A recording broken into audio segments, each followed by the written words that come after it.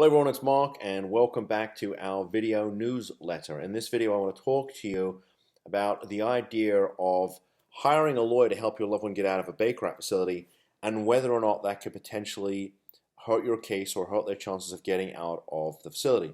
So yesterday I had a call from a husband who was telling me how his wife had been Baker Acted, and it sounded to me like he had very good grounds for filing a petition to get her out. It sounded like the Baker Act was inappropriately used to detain her.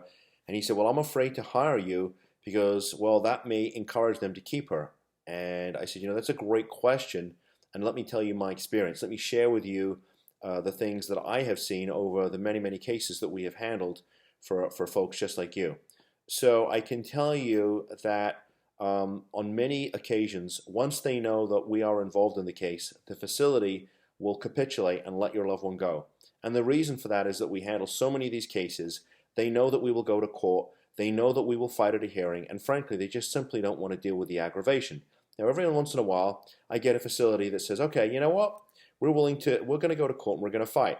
And that typically does not end well for the facility, because if I'm filing a petition to get your loved one out, it's because we know and they know that your loved one shouldn't be there in the first place, and they're violating the Baker Act statute, which is Chapter 394.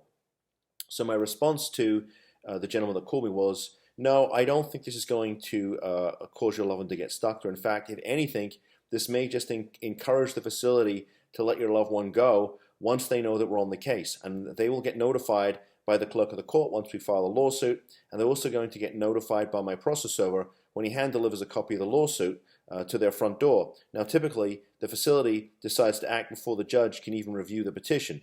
Not every time, but on a lot of occasions. We move really quickly on these cases, and I can promise you that we're going to move as fast as we possibly can when you call us, because we know these are emergency situations. And we also know that the facility can run to the courthouse too.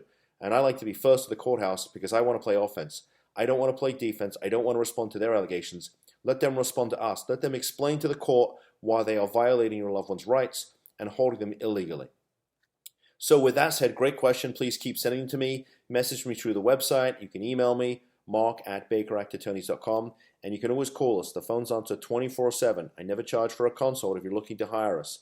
561-419-6095. And with that said, take care of yourselves and be well.